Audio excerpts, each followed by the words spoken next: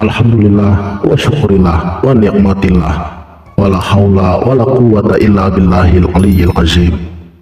Asyhadu an la ilaha illallah wa asyhadu anna muhammadar rasulullah.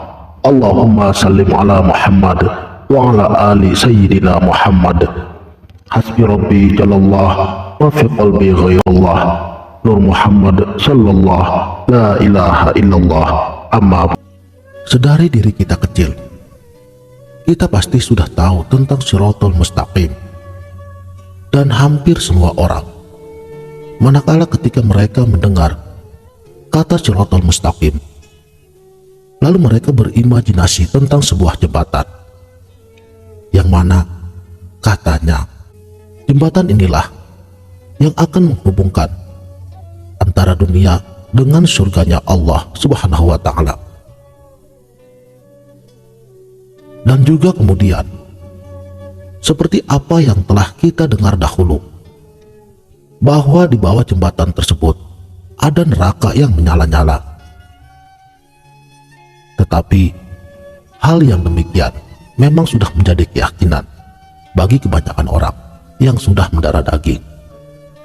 Bahkan jembatan itu diistilahkan itu sangat kecil, sehingga diumpamakan seperti rambut yang dibelah menjadi 7.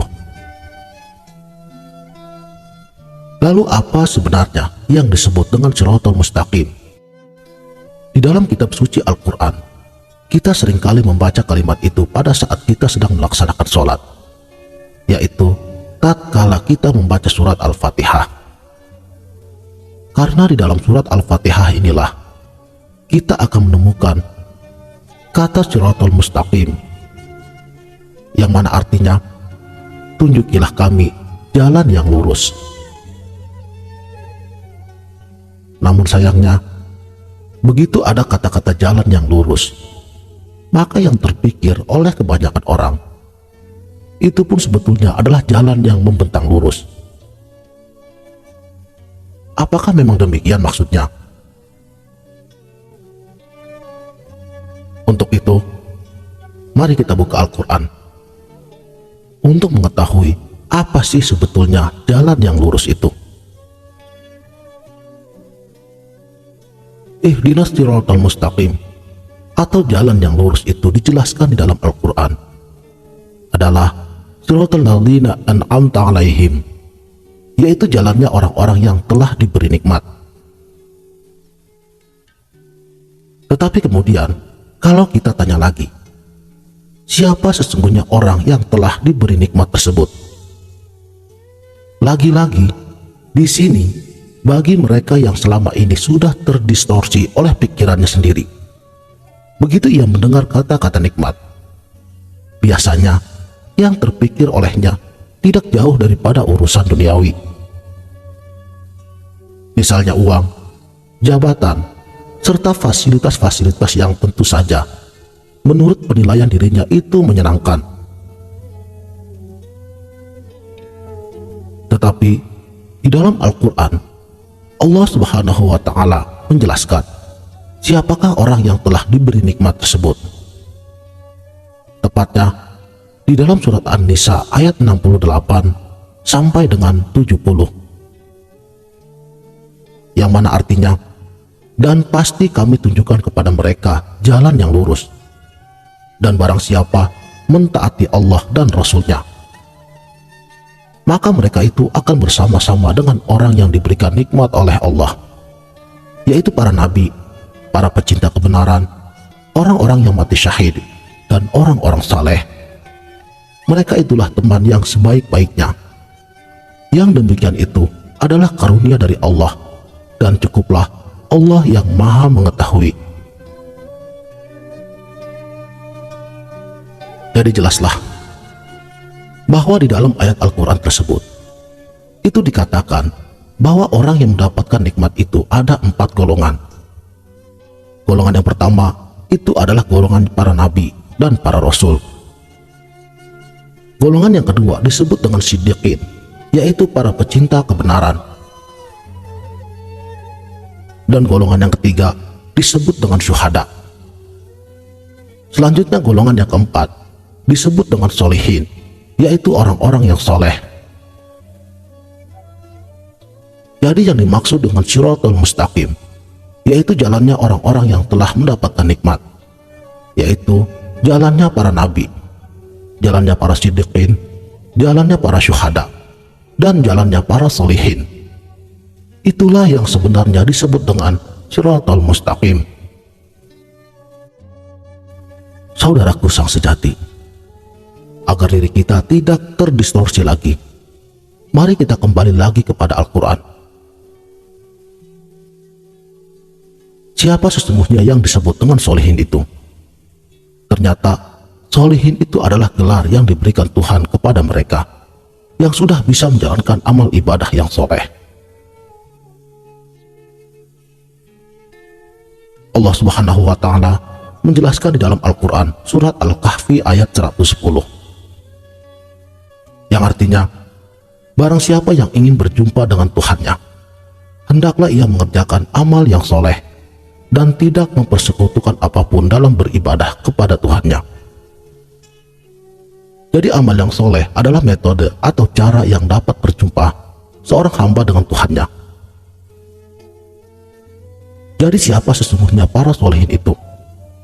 Yaitu mereka yang sudah tahu caranya untuk menemui jati dirinya yang sejati, yaitu mereka yang tidak lagi menyekutukan Allah dalam segala amal ibadahnya, baik itu dari luar dirinya dan juga nafsu ananiyah, yang mana perihal nafsu ini hanya dapat teratasi manakala ia telah mengenal, telah tahu dengan jati dirinya sendiri.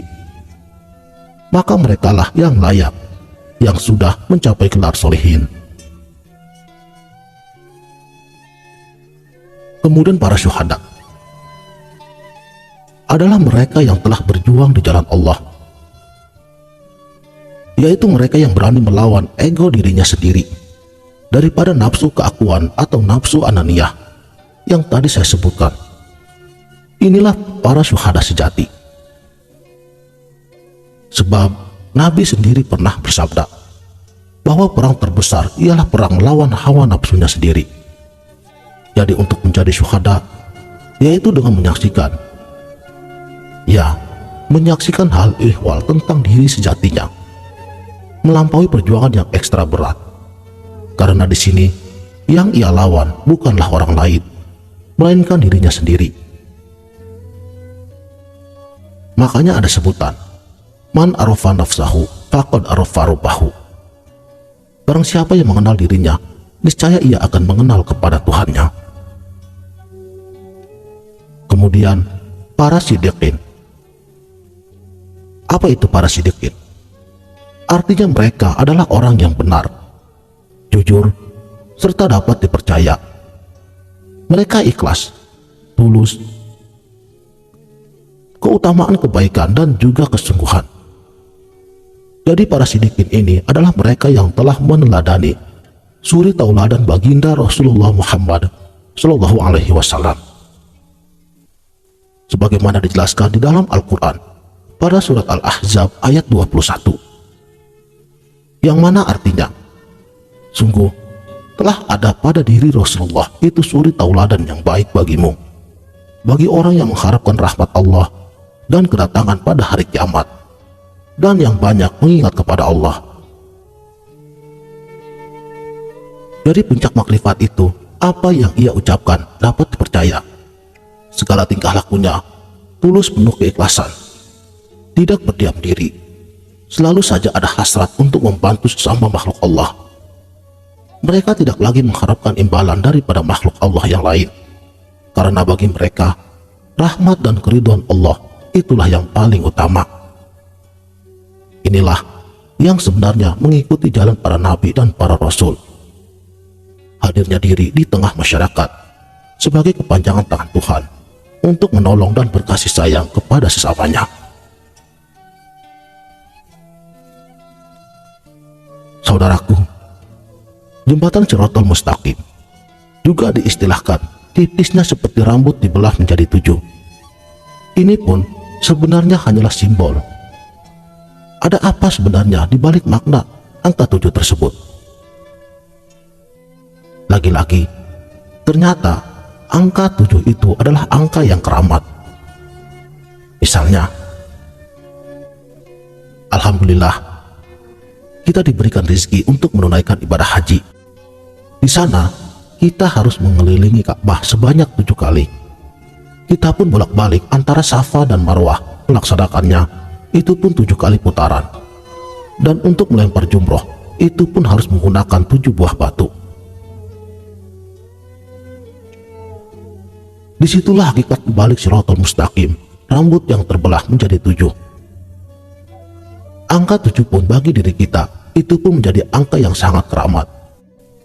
Kita bisa menggunakan 2 penglihatan, bisa menggunakan 2 pendengaran, kita bisa menggunakan 2 lubang pernapasan, dan kita bisa menggunakan 1 mulut kita yang pandai berkata-kata.